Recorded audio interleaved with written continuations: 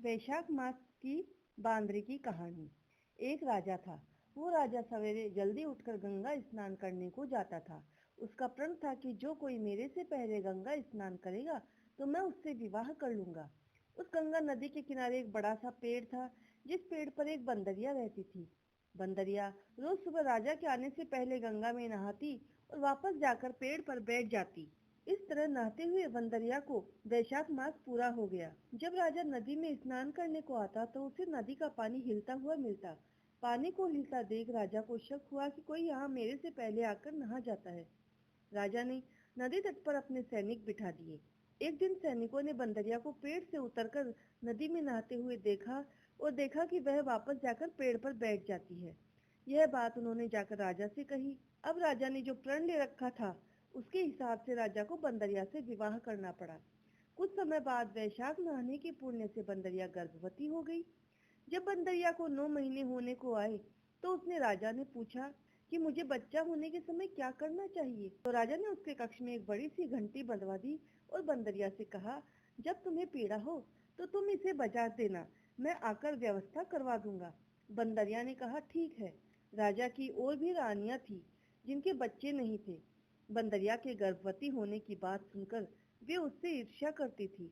वे सभी रानियां बंदरिया के कक्ष में गई और उनसे पूछा कि तुम्हारे कमरे में ये घंटी क्यों बांध रखी है। तो बंदरिया ने कहा कि जब मुझे बच्चा होने का समय आएगा तो राजा को बुलाने के लिए यह घंटी बांधी गई है। इसे बजाकर मैं राजा को बुलवा लूंगी और वे व्यवस्था करवा देंगे। राजा ने कहा कि इसे बजाकर तो देख, राजा आते भी है या नहीं। तो बंदरिया ने घंटी बजाई और राजा ने आकर पूछा कि क्या हुआ। तो बंदरिया ने कहा, रानियों के कहने पर मैंने यह घंटी बजाई है। रानियों ने राजा से कहा कि राजा जी, ये तो एक जानवर है, न जाने पूरे दिन में कितनी बार घंटी बजाएगी। कुछ समय के बाद बंदरिया को बच्चा होने का जब समय आया तो उसने घंटी को खूब बजाया, पर राजा नहीं आए। फिर बंदरिया ने रानियों से पूछा कि अब मैं बच्चे को कैसे जन्म दूं। तो रानियों ने कहा कि ऐसा करो, अपनी आंखों पर पट्टी बांध लो और अपने सिर को ओखल में दे दो। बंदरिया ने वैसा ही किया। वैशाख नहाने के पुण्य से बंदरिया को बहुत ही सुंदर पुत्र पैदा हुआ। बच्चे के पैदा होते ही रानियों ने यह बच्चा रोने से पहले ही दासी को देते हुए कहा कि इस बच्चे को ले जाओ और नदी में बहा दो, और बंदरिया के पास एक पत्थर रख दिया। राजा ने रानियों से पूछा कि बंदरिया के क्या हुआ है। तो रानियों ने कहा कि बंदरिया के तो पत्थर हुआ है, ये लो देख लो। राजा ने ये सोचकर मन में संतोष कर लिया कि जब रानियों के ही बच्चा नहीं हुआ तो इसके कैसे हो सकता है। लेकिन उस दासी ने बच्चे को नदी में बहाने के बजाय कुम्हार के घर के बर्तन बनाने वाली मिट्टी में रख दिया और आ गई। कुम्हार जब मिट्टी लेने के लिए गया तो देखा कि वहाँ एक बहुत ही सुंदर बालक सो रहा है। ये बात उसने तुरंत जाकर कुम्हारिन से कही। कुम्हारिन ने कहा कि आपने कोई संतान नहीं है तो इसे भगवान ने हमारे लिए ही भेजा है।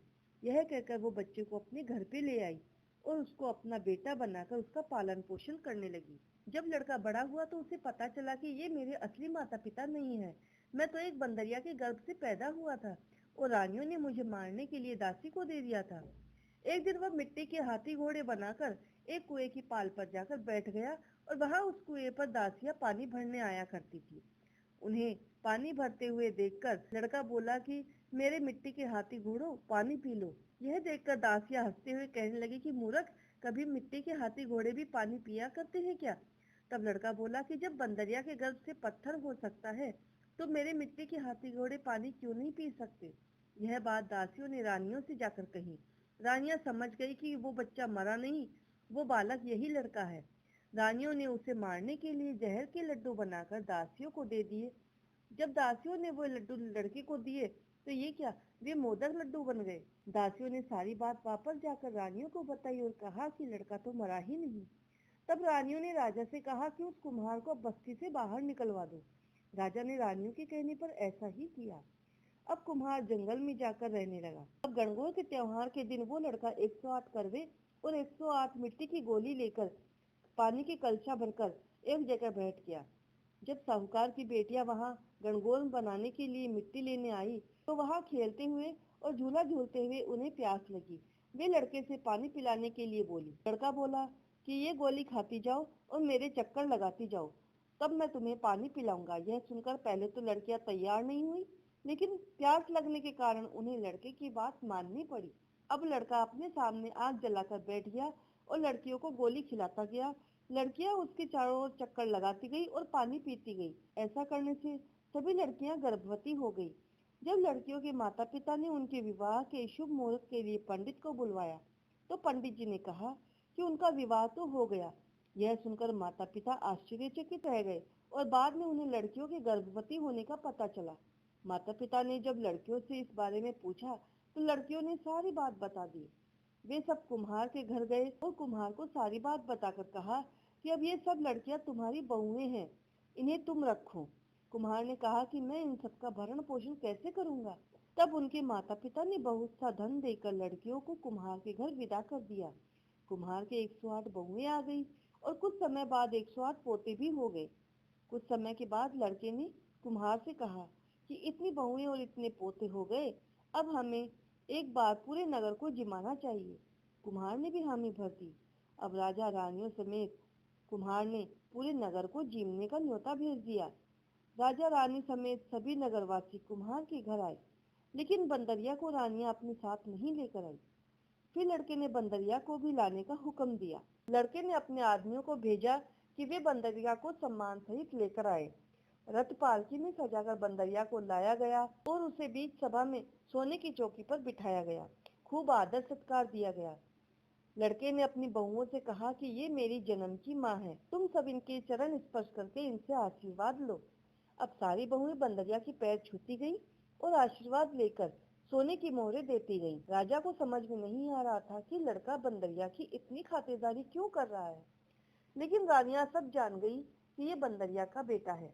रानियों ने राजा से कहा, यहाँ तो हमारा अपमान हो रहा है और इस बंदरिया की इतनी सेवा हो रही है, हमें वापस अपने महल जाना है। राजा ने इस आवभगत का कारण जब लड़के से पूछा, तो लड़के ने कहा कि ये बंदरिया ही मेरे जन्म की माँ है। यह कहते हुए रानियों की सारी करतूत भी उसने राजा को बता दी।